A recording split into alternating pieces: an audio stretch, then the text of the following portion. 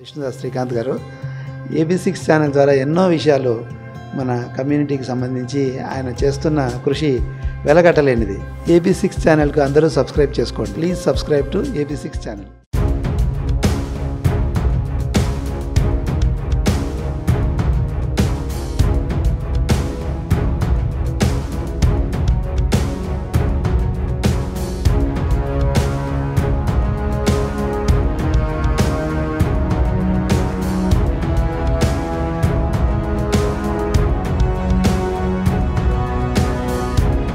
బ్రాహ్మణ విద్యార్థులు ఉన్నత చదువుల కోసం విదేశాలకెళ్లి చదువులు పూర్తయి కానీ బ్రాహ్మణ పరిషత్ ఆధ్వర్యంలో విడుదల కావాల్సిన బకాయిలపై ఐటీ శాఖ మంత్రి దుద్దిళ్ల శ్రీధర్ బాబు స్పందించారు.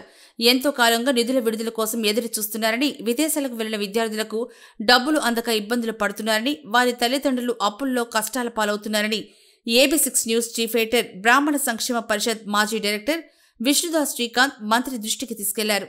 ఈ మధ్యనే బ్రాహ్మణ పరిషత్ విషయంలో ప్రభుత్వం ఒక అడుగు ముందుకు వేస్తూ వైస్ చైర్పర్సన్, సీనియర్ ఐఏఎస్ అధికారిని, ప్రభుత్వ ప్రిన్సిపల్ సెక్రటరీ అయిన శైలజ రామయ్యను నియమించడం పట్ల బ్రాహ్మణుల్లో సంతోషం వ్యక్తమవుతుందని మంత్రికి వివరించారు. అయితే నిధుల కోసం ఏళ్లుగా ఎదురు చూస్తున్న లబ్ధిదారులకు న్యాయం చేయాలని క్యాంపు కార్యాలయంలో మంత్రి ముందు సమస్య వివరించడంతో వెంటనే స్పందించారు. నిధులు ఎందుకు విడుదల కాలేదని, ఈ విషయం చూడాలని బ్రాహ్మణ్స్ అఫీషియల్స్ అండ్ ప్రొఫెషనల్స్ అధ్యక్షులు బీఆర్వీ సుశీల్ కుమార్ ను మంత్రి అడిగారు. బడ్జెట్లో బ్రాహ్మణుల సంక్షేమం కోసం కేటాయించిన 50 కోట్ల రూపాయల విడుదలకు చొరవ తీసుకుని పనులు వేగం చేసి లబ్ధిదారులకు అందేలా అధికారులతో మాట్లాడి వెంటనే పని పూర్తయ్యేలా చూడాలని సుశీల్ కుమార్ ను ఆదేశించారు. బ్రాహ్మణుల సంక్షేమానికి ప్రభుత్వం పూర్తిగా కట్టుబడి ఉందని, త్వరలోనే అన్ని విషయాలు ప్రకటిస్తామని మంత్రి శ్రీధర్బాబు చెప్పడంతో విష్ణుదాస్ శ్రీకాంత్ ధన్యవాదాలు తెలిపారు. మంత్రి శ్రీధర్బాబు ఆదేశాలతో తనకు అప్పగించిన బాధ్యతను పూర్తి చేసి లబ్ధిదారుల సమస్యలను తొలగించేలా సంబంధిత అధికారులను కలుస్తారని బీఆర్వీ సుశీల్ కుమార్ తెలిపారు.